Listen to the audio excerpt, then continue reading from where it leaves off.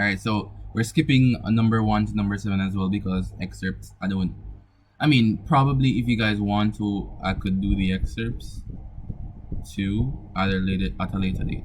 But let's start. This is 2020's paper, right? So a news report indicates that citizens have been bullying. Sorry, I can't see that. Let me zoom in.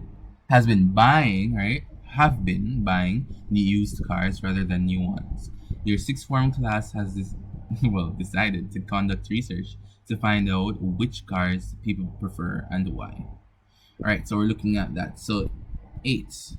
Which of the following would be the main advantage to the researcher if pre-coded questions were used as the method of data collection?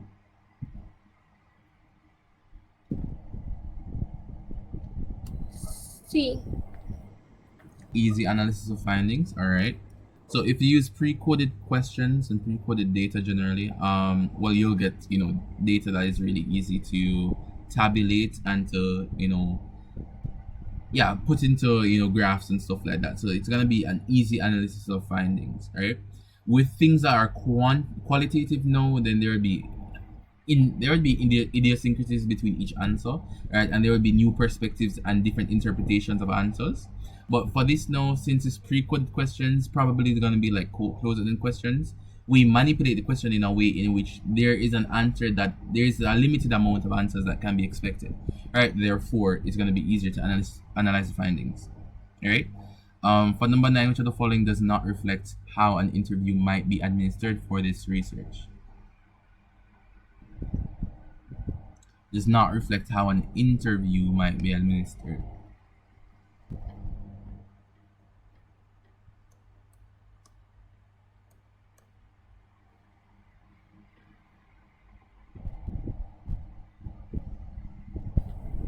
A. Wait, no, that seems reasonable.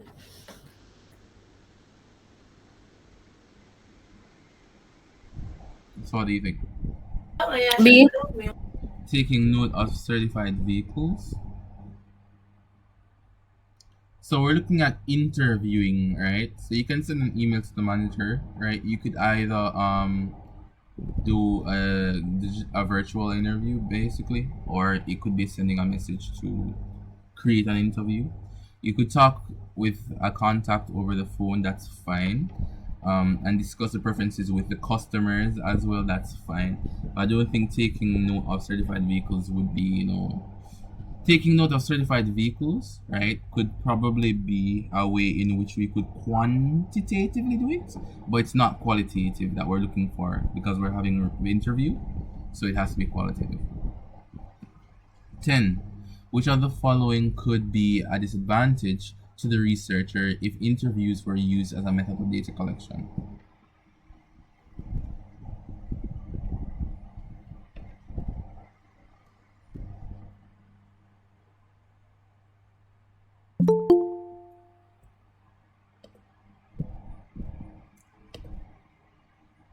What do you guys say?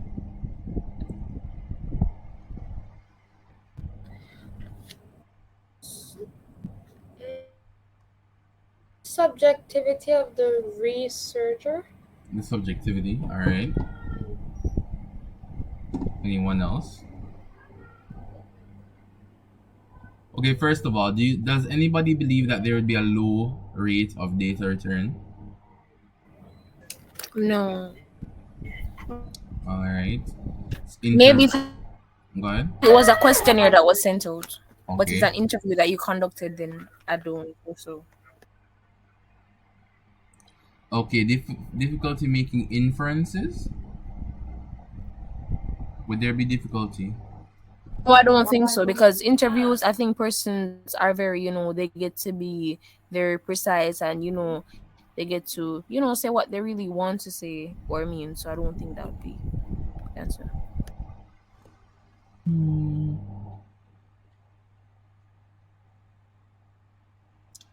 All right, sure. Let me keep that in the back of my brain for now. Limited scope to subjectivity of the researcher. I think you guys are debating that.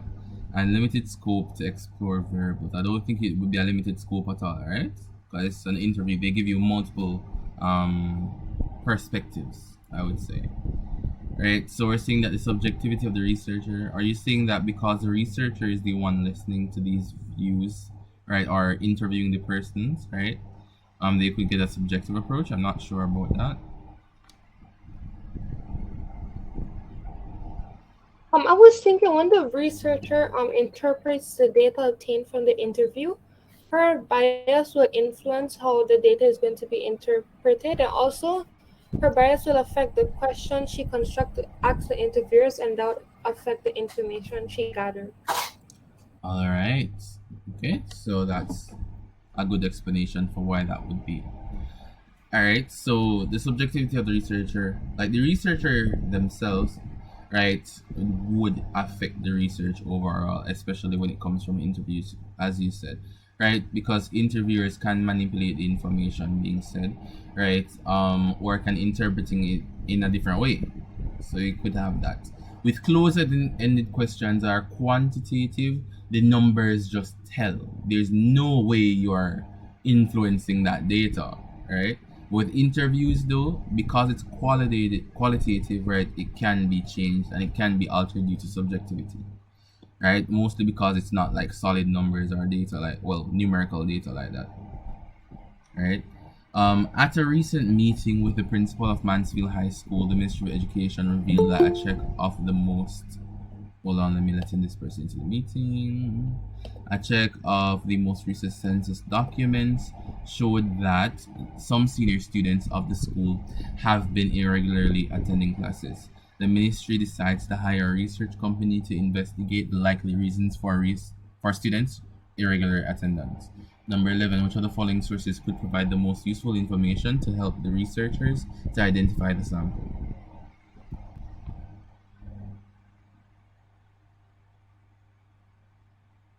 Most useful information, would it be the class registers?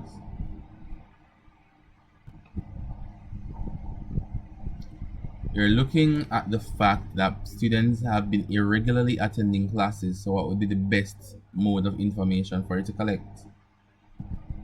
Wouldn't it be the class registers, whether or not the person was there for the class? You can't use the form teachers because the form teachers aren't there for every class. We're looking at class in general. Can't be class monitors because that could be heavily subjective. Therefore, you're looking at raw numerical data. Are they there or are they not? So I think class registers would be the best thing there. 12. Which of the following must the research company consider when selecting a sample?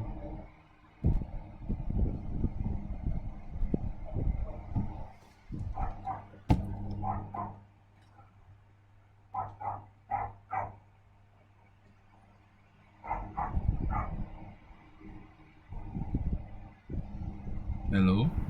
Eh? Alright. I don't think so though.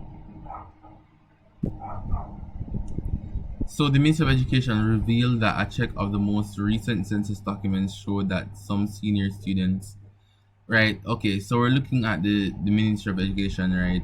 Hiring this research company to look at the likely reasons for this irregular attendance, right? So I don't think the accuracy of this census documents would be probably the best thing that will be used. But why would you say? I didn't see that part. I'm sorry. I mean, why do Okay, people so the answer with answer an is apology? Go ahead.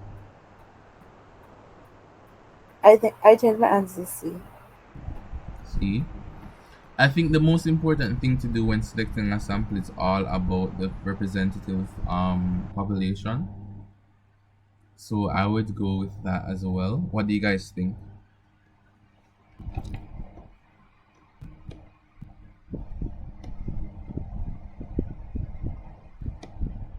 Because whether or not you check the accuracy of the census documents, right, there would still be persons not irregularly attending classes. Therefore, you still have to really research it.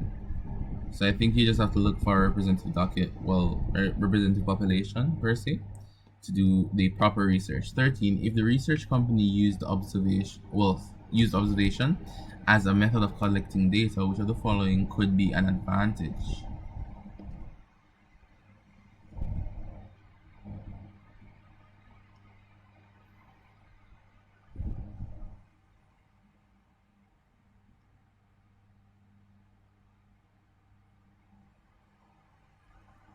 What would be an advantage of using observation? Don't be shy, you guys can tell me. B. Okay, directly witnessing the behavior of participants, that would be important. Alright. Extended period of data collection, nope. And participants changing their behavior, nope. So it's saying either predicting the behavior of the observed, right, or directly witnessing the behavior of the participants. Right, so I think it would be B, basically, directly witnessing, right? Because when you witness it, then you could predict if you want to, but we're just after witness, right, the behavior of the participants per se for this, right? For 14, if the research company only collected data in the morning, which of the following could adversely affect the validity of the results? What does validity speak to?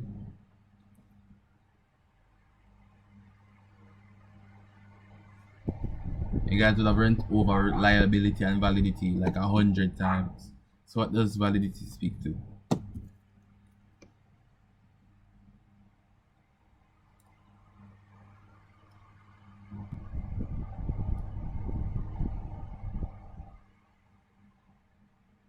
Validity?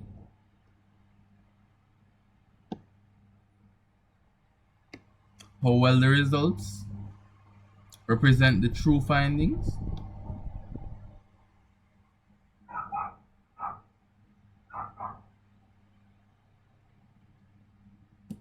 Alright, so we're looking at the adequacy of the data. Alright, so let me see. So it's only in the morning, right? So we're not gonna look at any classes in the evening. Therefore, the reliability of the data would go down. The representativeness of the sample, I'm not sure what will. Let me have a look at that though. Okay, the representativeness of the sample will be reduced as well as the adequacy of the data. I think that all of it would generally be out. What do you guys think?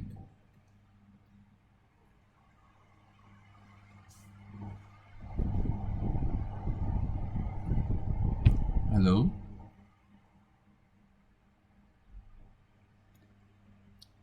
Alright, I'm not hearing anybody. Number. I think it's B. You I'm think not it's. sure.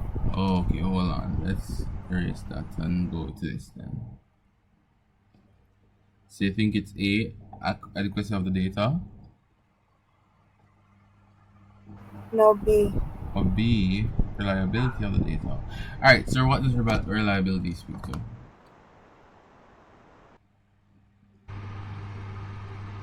Alright, so we're looking at this, right? Adequacy of the data per se. And I was asking what reliability speaks to. Because if we know what reliability speaks to, we could probably get the answer per se, right? So reliability usually speaks to consistency, right, within the method, while validity usually speaks to accuracy of the data. Following?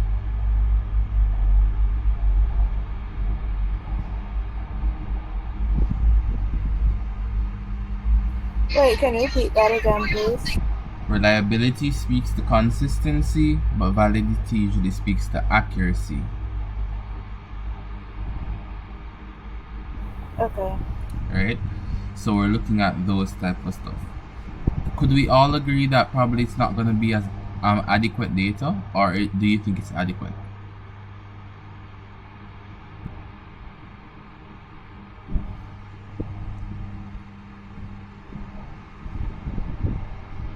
Because it probably could be that they stop like attending classes within the morning and start doing it regularly in the evening. It could be an issue like that. So I think that doing it only in the morning would affect the validity in the ways where it won't personally be as adequate as possible, right? And it won't personally be as consistent as possible, right? I know that doing it in the morning every single day like is consistent, right? So I'm not sure what you guys would think about that.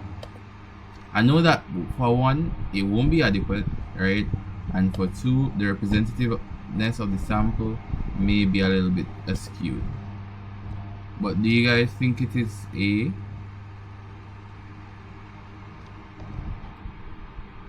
Because what this is insinuating, is that we have the sample, right? and we're doing it consistently, but we're only collecting in the morning. So what do you guys think about it? What do you guys think? Go ahead.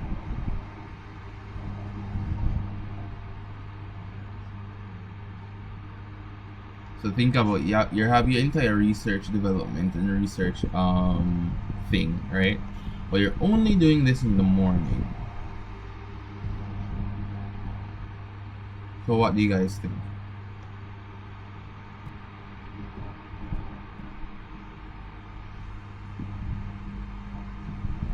No thoughts?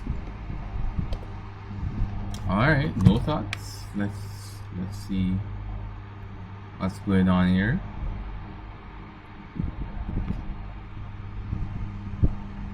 No thoughts? Alright, so that I'm gonna mark that as So a it's C. C. So you're saying that the adequacy of the data would be askew and the representativeness of the sample will be off as well. So that's what you're saying. Okay. Does everybody else agree with C, or do persons have other answers? I want to check with you guys to see what you guys think is the answer first. What do you guys think? Michaela, what do you think is the answer? Ishmael, what do you think is the answer? Go ahead. Go ahead, Michaela.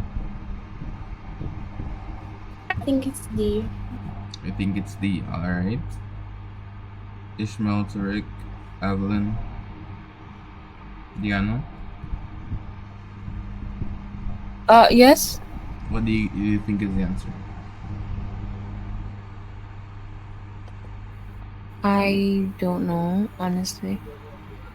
Per se. Because I'm wondering, if you're going to say reliability, why not say adequacy also?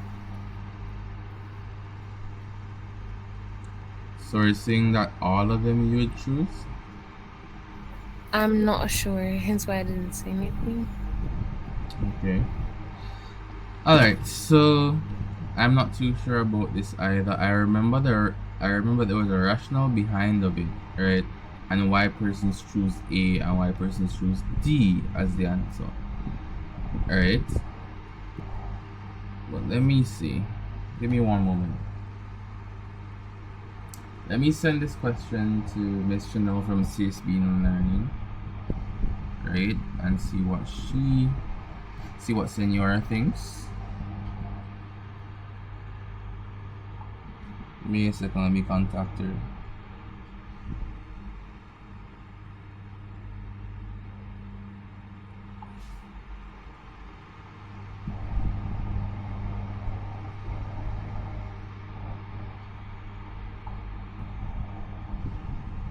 Okay, so I'll discuss it when I get an answer from her. She's a communication studies teacher, so I'm gonna ask her what she thinks about that. Alright, okay. So 15. Which of the following is the most likely population for the study? So we're looking at the Ministry of Education revealing that within the census documents there are some students, right? There are some students of the school that have been irregularly attending classes, and this is at Mansfield High School. So what would it be? And note also that these students are senior students. I know that the paper is a bit foggy right now, but they're senior students, right? Of Mansfield High School. So what do you think is the answer here?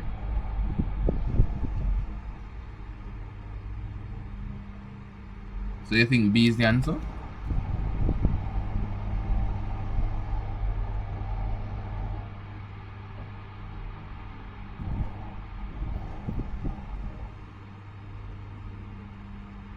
What do you guys think it's the answer? Yes, B. B, alright. So senior students, as stated, Mansfield High School, the school itself we're looking at, and we're looking at an attribute that allows them all to be members of the sample population, which would be their irregularity in attending classes. Alright? So that should be fine. That should be cool. Alright, so I think this is the next one. This is the next paper we're looking at. Alright, so I'm going to ask, right, 3 persons, 3 individuals, 1 Paul, 1 Samantha, and 1 Brian. Who could be Paul? I'll be Paul. Alright, who would be Samantha? Evelyn, do you mind being Samantha?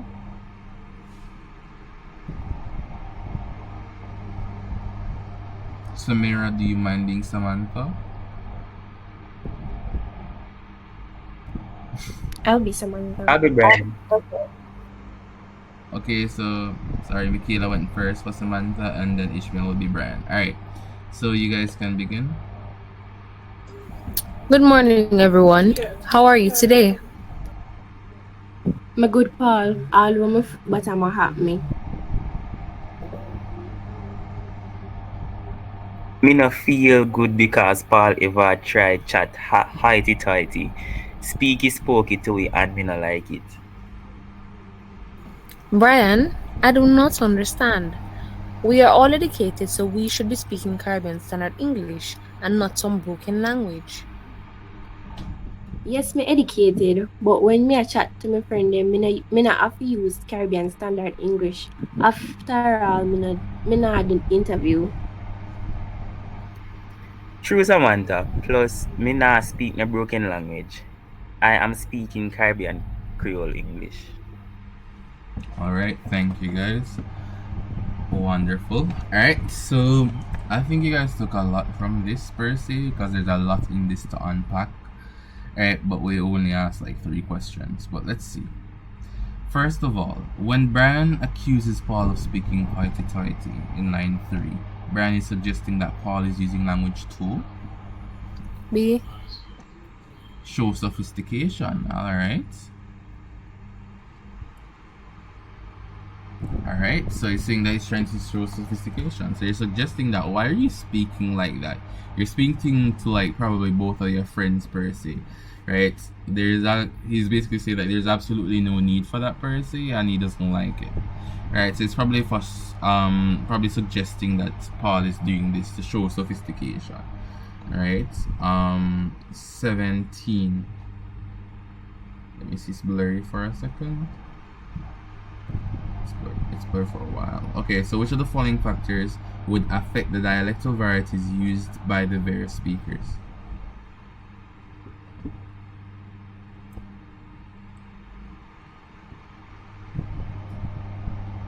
I want to say D, but then he also said that they're all educated, so I'm not sure. Okay. Do you see religious affiliation coming out in this? No.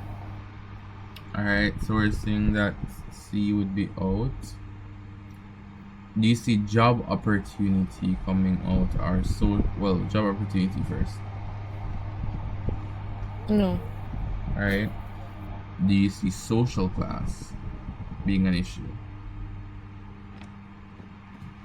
Social class. It kind of depends because he used the language, as we said, to show sophistication, and they kind of like look down on patois as to being like lower class people use it. So I'm not sure. That's why I said. So you did say that we're all educated, so we should be speaking this. Okay. Alright. And then you have intellectual capacity. So D may be a nice answer. Why? Because he's saying that they're all educated. He's basically saying that, okay, right, since we're all educated, we should be at the intellectual standard in which we should be using only Caribbean Standard English and not Creole, right? And then Samantha and Brian would have opposed this ideal. So let me see the question once more. Which of the following factors would affect dialectal varieties used by the various speakers? So it's by each speaker, I guess. Not sure. This may be a tricky one, but intellectual capacity seems like a fine one to me. Alright, because that is the only one that I see apparent in it, even though it's apparent within Paul. Alright, I'm not sure if I see any other one of those answers apparent within the passage.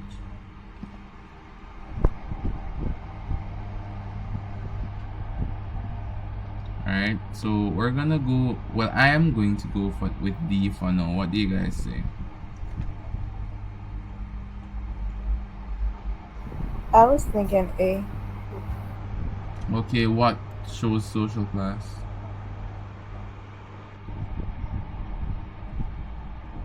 Can you scroll back up? Alright, so let me see if you can convince me to choose A. Go ahead. Well, I'll allow it to buffer first. You can go ahead.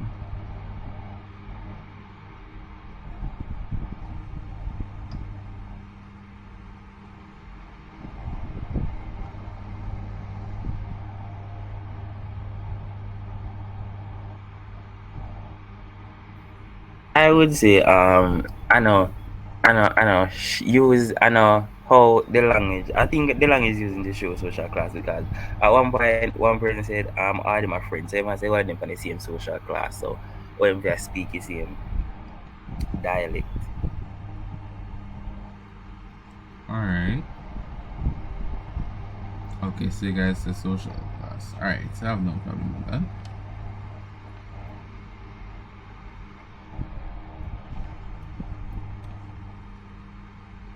Probably is social class. Let me see. Which of the following which of these speakers advocate using language as a form of identification?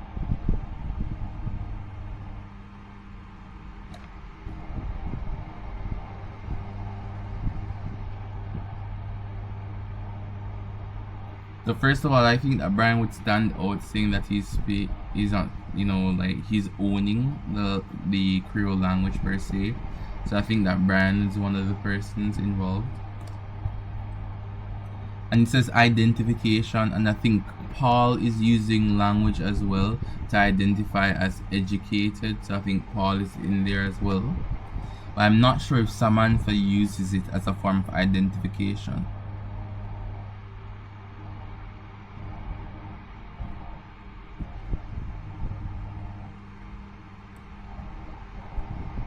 But can you guys see that though? See what I'm talking about?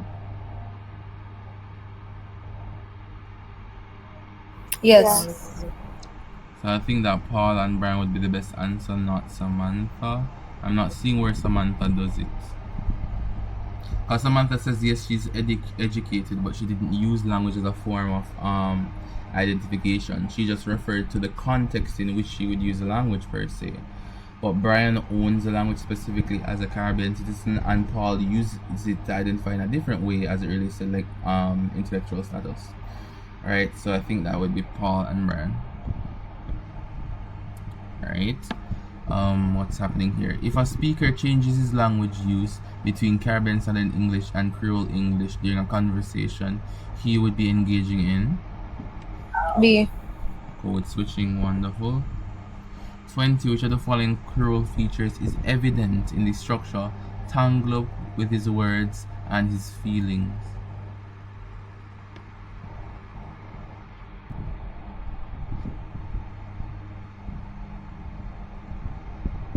It's obvious. It's kind of obvious. I'm sorry. I don't want to offend anybody, but it's kind of obvious. It's not A. It's not B. It's not D. It should be tangled up. Right, so it's an unmarked tense. It's used in the present infinitive form per se. Well, it's not in its infinitive, right? It's just used in the present. Right? I wouldn't even say it's used in the present progressive or as present simple, but yeah, it's used in the present. Right? So we have that there. So it's probably in the simple present. We'll use it there. But it should be in the past tense. Now we have this mother and Robbie. Who would like to be mother and who would like to be Robbie? I'm so sorry, I cannot. Mother. Okay, this is unpaid acting, but alright, so your mother. Anybody would like to be Robbie? I'll be Robbie. Okay, wonderful. You guys can begin. Robbie, since you come back home from college, all you're doing is sitting in front of that stupid. No, it's fine. You can talk. I know I heard the noise, but you can talk. Robbie, since you come back from home from college, all you're doing is sitting in front of that stupid computer, talking to them foreign friends of yours in that highfalutin language that only you and them understand. Listen, you're home now, and you have to behave as if you're home. So you come into the market with me in the morning. Mother, I'm proud of how I speak, but do I really have to do this? I do not even remember anyone around here anymore. Right. Thank you for that, guys. Now, number 21. What feature of Creole English is reflected in the expression "listen, you're home now"? Right? Home. That thing. Is it A? A.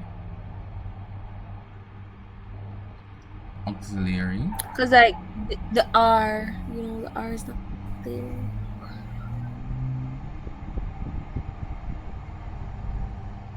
And I don't know what C and D is, and it's not B. So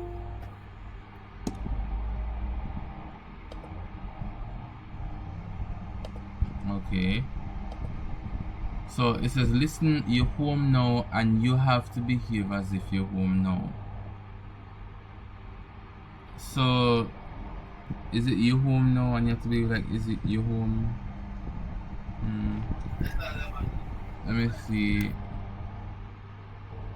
And you, let me see. Subject adjective structure. Let me check. The subject is there. The adjective, no, don't see that. Front focusing. You're home now. I'm not sure about the reduplication, but you're saying auxiliary. Alright, so could you explain why you say it's auxiliary? Isn't that the feature where you use helping verbs, so like are and is? Okay. Yeah. So it'd those be are- listen, you are home now. So it's the R is absent, so hence why. Okay. So the lack of the auxiliary, right? Yes. Because it's an auxiliary verb, as we would have known for like literally every single year we lived. -6 though, but yeah. 22. Which of the following quotes from the dialogue is not an example of Creole syntax?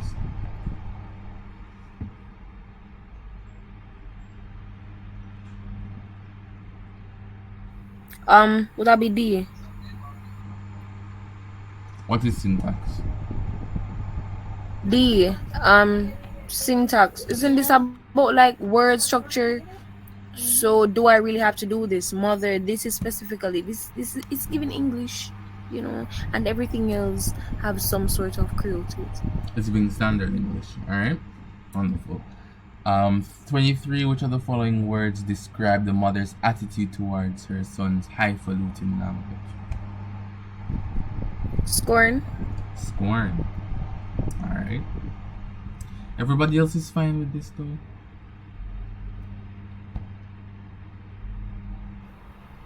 Yes. Alright.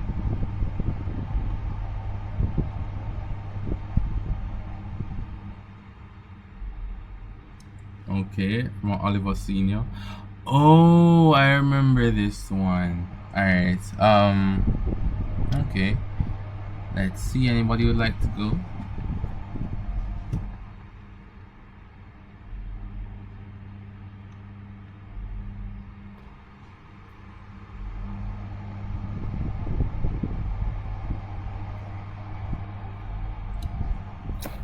But see here, Miss Mary, You nothing cherry buck up the devil oneself when she carrying her. Plenty time that happen, you know. Remember that woman over outside that born the picnic with two head. Praise Jesus, the born dead. But see here, you did know one day she was going down river to wash clothes, and it's the devil one herself she meet. Yes, standing right there in her way. She pop one big ball in before she faint away, and when everybody run come, not a soul see him. He's gone, he gone. But you don't know where he did gone. No, right inside that gal, right in her she belly. And Miss Mary, I telling you the living truth. Just as the baby born in the midwife, no see a shadow fly out of the mother and go right across the room. She frightens her till she close her two eye tight, and it's so the devil escape. Well, I don't know about that. Becca certainly don't born with no two head or nothing wrong with her. It's just hard days, she hard days. Then no some is saying, Okay, thank you. Right? Do Angels Wear Braziers by Oliver Senior. That is actually it's a good thing to read. Actually, you should probably have a go at it. So we have that there. The speaker's question at the end of this extract indicates that.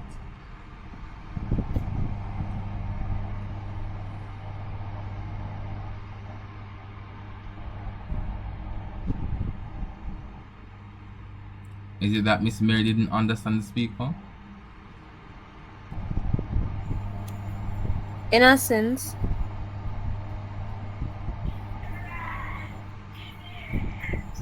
Alright, what do you guys I'm think? saying ARC. See, the speaker and Miss Mary are saying the same thing. Well, I mean, I'll say D. okay. Are in complete disagreement. Okay, I won't say it's complete disagreement because who was this person speaking? The person speaking, right, didn't flat out say that Miss Mary was wrong. So I won't say that it's complete disagreement because of how communication works like that. For C specifically, I won't say that they're saying the same thing, right? Because what the statement here begins with is, well, I don't know about that, indicating that Miss Mary, right, is not in agreement with what the speaker is saying, right? Miss Mary is saying a different thing, right, or portraying a different thing per se, right, in which the speaker perceives to be the same thing. So I understand why somebody would put C, the speaker and Miss Mary are saying the same thing, right? I understand that. But I think the best response would probably be because they don't understand each other. Because the first speaker speaks about all of that, right? And then Miss Mary comes and says, well, I don't know about that, and so on, so on, so on, right? Showing that, you know, probably, right? Miss Mary probably understood what she said, right? Or had an idea of what she said, but didn't completely agree because it says that we don't know about that, or well, I don't know about that, right? And then the last line suggests then, right, then that they're just saying the same thing. So because the last line suggests that they're saying the same thing, I don't think it's flat out disagreement per se. And I don't think that the speaker misunderstood Mary's statement per se. Right? But I don't know. This question is a bit iffy as well. The speaker and the speaker are saying the same thing. I'm not too sure about that because even I couldn't understand what the speaker is saying. So I'm not sure about assigning C as the answer.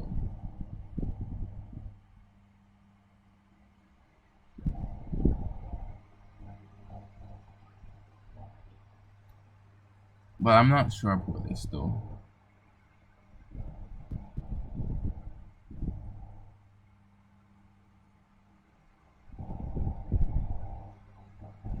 What do you guys think? I think it's A.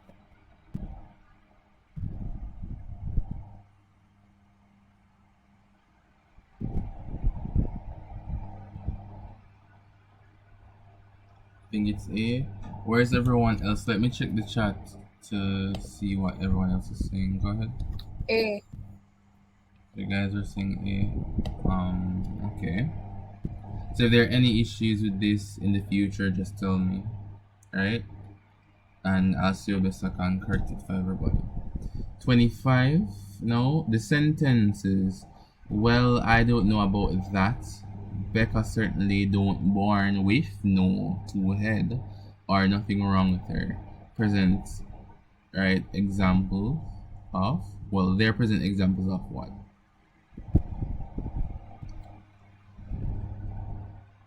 See? Code switching and double negatives. Wonderful. You guys see the code switching and the double negatives? Where's the double negative? Is it no to no or nothing or No, well, or nothing, yeah. okay? 20. Which of the following points on the post-Creole language continuum are represented in the speech of the characters?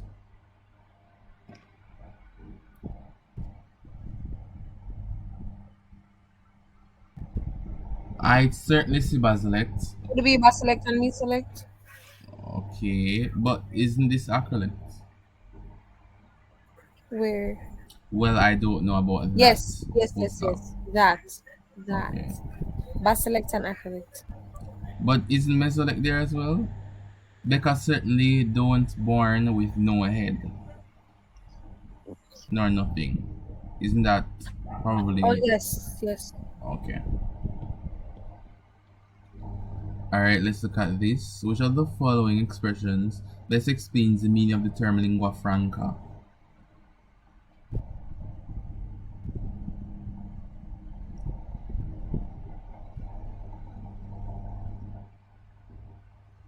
C, right? In which of the following... Well, you guys are alright with that? You guys went through these terms already, right?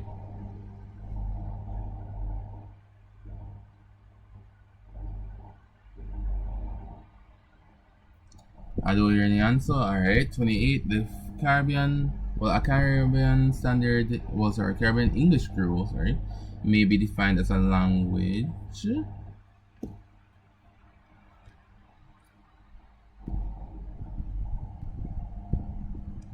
Alright, developed from contact between European and African languages.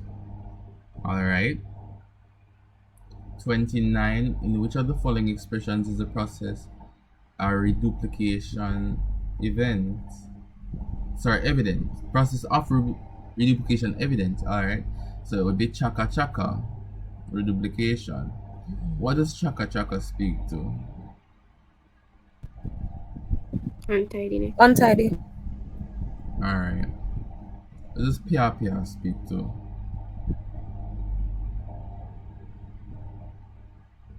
Repeat, Like please. weak. Pia pia. Pia pia and ruku ruku mean weak. Right? And poto poto is something different, but let's talk about that later. Alright, 30. Which of the following are regarded as official languages in the Netherlandic territories of the Caribbean?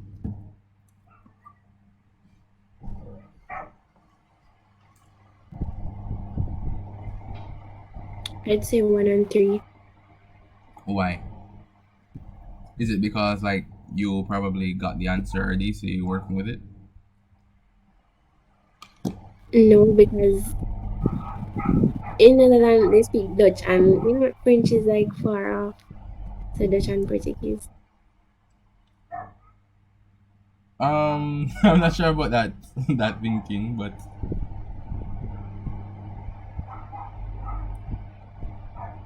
anybody else? Okay.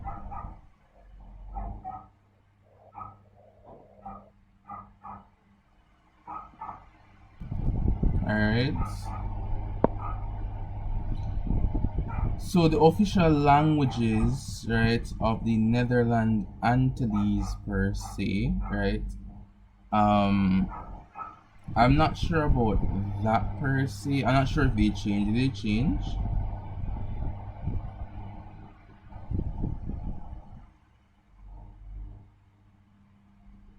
But it should be English, Dutch, Papiamento, and probably Portuguese.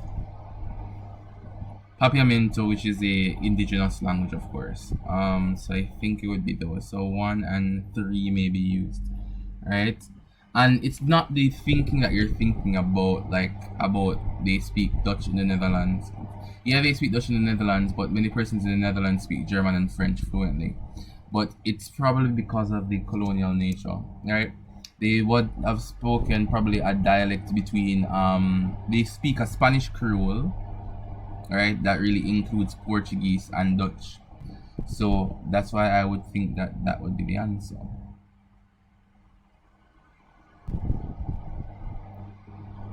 All right. So we're working with that. What's this now? 10 students from McIntosh High School in Jamaica are visiting Cuba to improve their knowledge of Cuban culture. They are being hosted by students of the Jose Marti High School, from Jose Marti High. When these students return to school in Jamaica, they will be required to write a report on their experience. 31. Which of the following contexts of communication best describes the interaction between the two groups of students?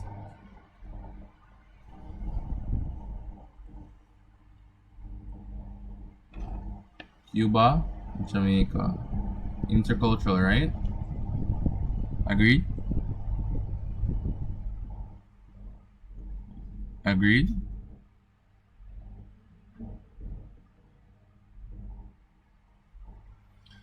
Agreed. 32. Okay, wonderful. 32. In which of the following genres will the report most likely be written? 2 and 3. 2 and 3 only. Can't be an argument. It can be from the person's perspective, which is narrative, or generally informing them of the visit. Expository, right? 33. While in Cuba, the students attended a seminar. The guest speaker noticed that many of the visitors seemed restless during his presentation, even though he was speaking audibly. Which of the following was least likely to be responsible for their restlessness?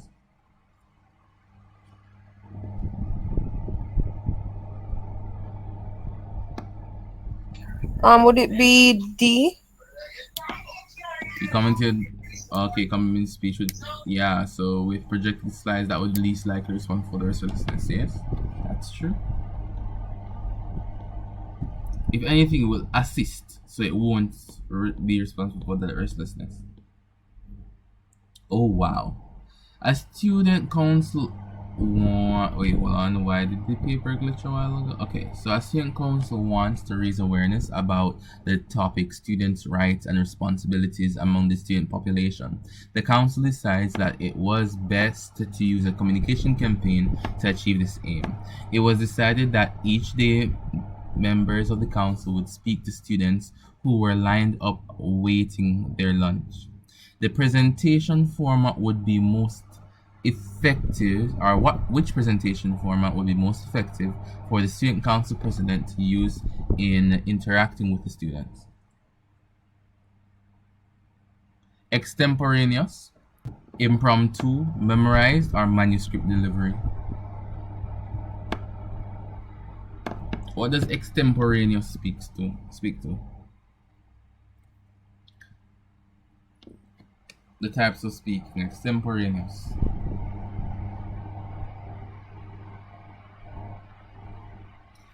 An extemporaneous speech. Done without preparation. Okay, outlining the idea. Okay, so what you do is think it out. You think it out, but you don't write it out word for word. Yeah. All right. What is impromptu?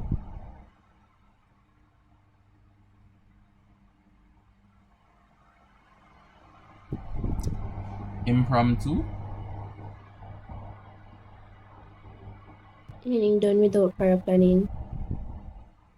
Okay, so they respond quickly to a topic without planning. Alright, and then you know what memorize is, and you know what manuscript is. Memorize is just memorizing in head word for word, and manuscript is just that you're reading from something. Alright. So which presentation format would be most effective for the student council president to use? Right, remember they're just doing it at the lunchtime. So which one would be most effective? Extemporaneous, right?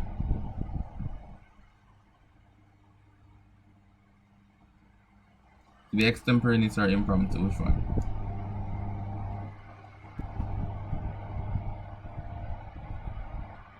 Extemporaneous. Okay. So one extemporaneous. Anybody says impromptu? What do you guys think?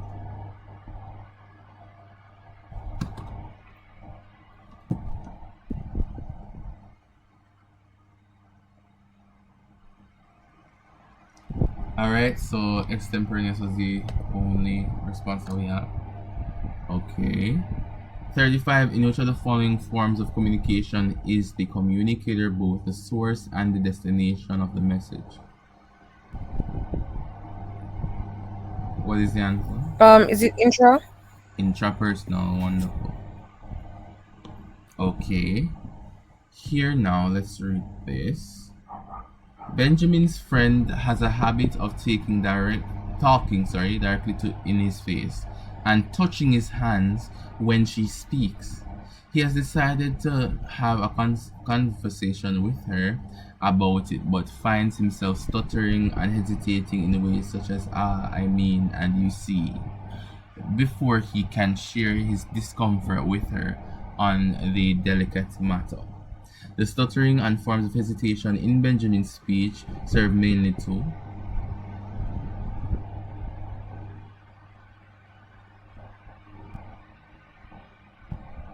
B. substitute for words.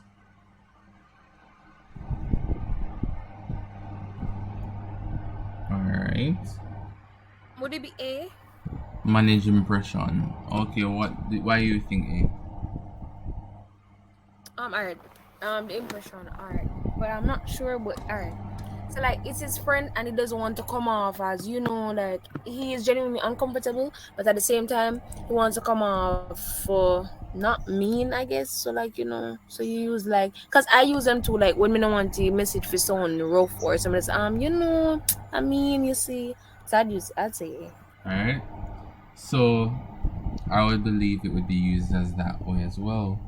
Right? But it could be used to substitute for words when we're using paralanguage for certain things, right?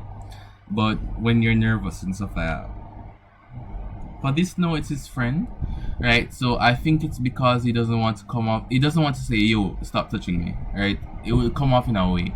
So I think he's trying to manage the impression that his statement or his expression of discomfort will have on his friend. So I think that A will be the best thing here. Right? And Benjamin is concerned about his friends. C. Proxemics. Wonderful. Everything's fine?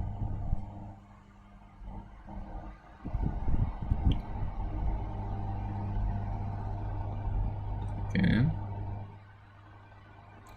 Here now, your friend Sandra. Alright, so we looked at this already. Right? And what we said was it would be better to hold on, there are different answers here.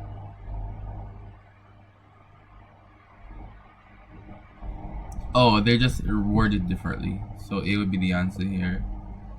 They're just worded differently, guys. Drawing support from the audience regarding drawing support from the audience would be it here.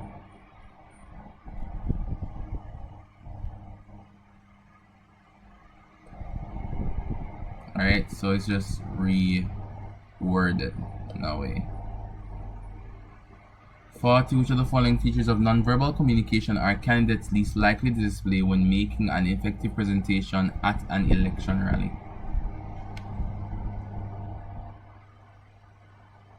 Least likely to display. We'll be shouting at the audience.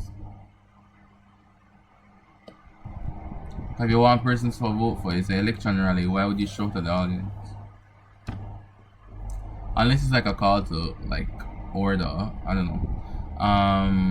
Or call to action. I mean, 41. Which of the following verbal communication elements can help candidates at an election rally to effectively get their message to the voting population?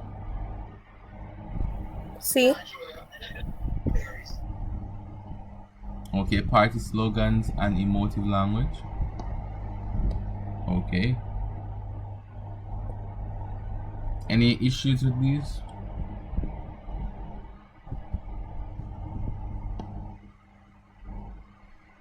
Alright.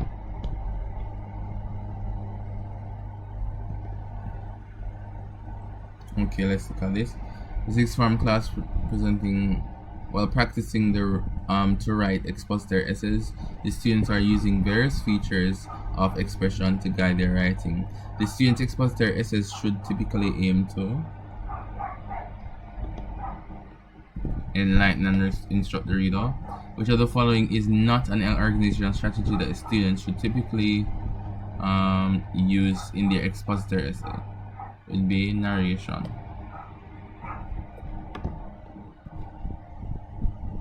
Then we have these two.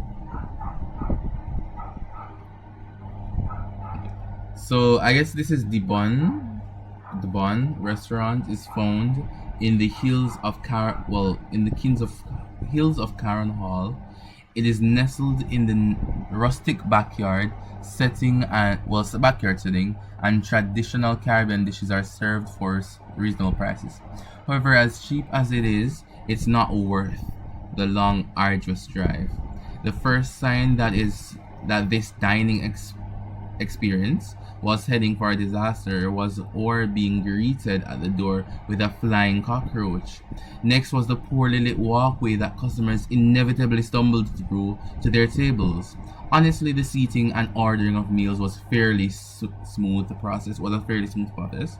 However, the wait was eternal, and there was and when the meal was finally served, it was cold and flat.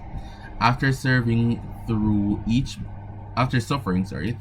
bite of the food, departure from the Bun restaurant was welcoming. What a tacky eatery. 44. What is the purpose, or what is the writer's purpose given the type of writing used in the extract?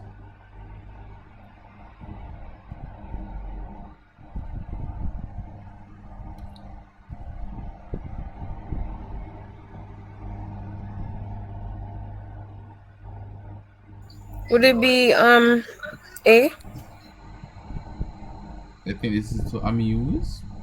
I know it's to inform, but The A or C?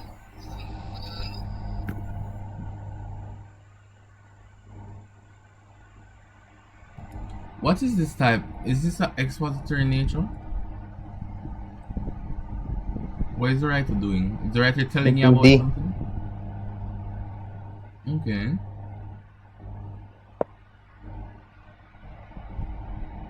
So the writer is describing an experience that the writer had, right?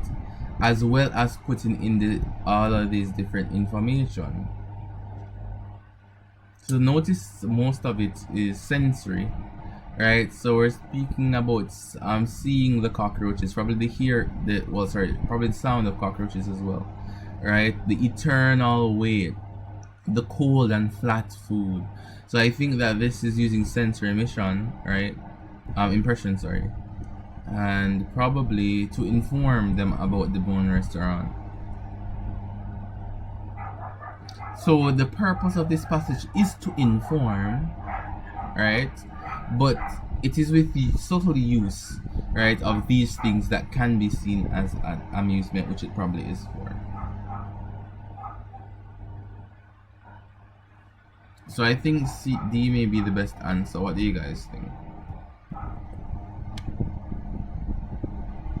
And we're saying that this is expository.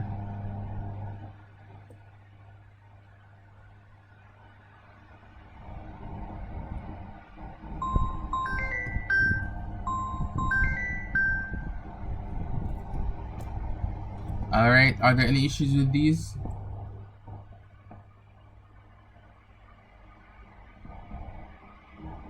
Any issues? Hello guys. Oh no.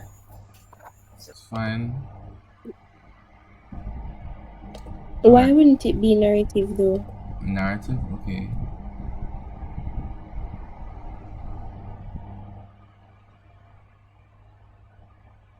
Were they? Let me see. What does narrative writing influence? It influence somebody. Well, let's see. I think based on how it sounds, so Demon Restaurant is found at the hills of whatever. It is nestled, right? I don't think the use of any type of personality is here. I don't think the use of personal pronouns is here. So,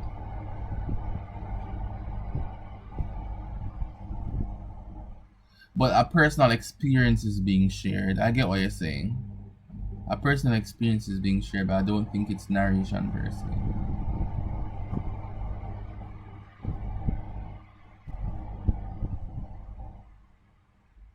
So you think it's narrative, alright?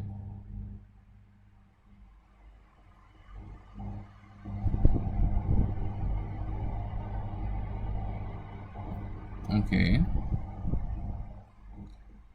What do you guys think? Everyone else thinks? Alright, I'll end this recording here and probably put the answer if anything changes.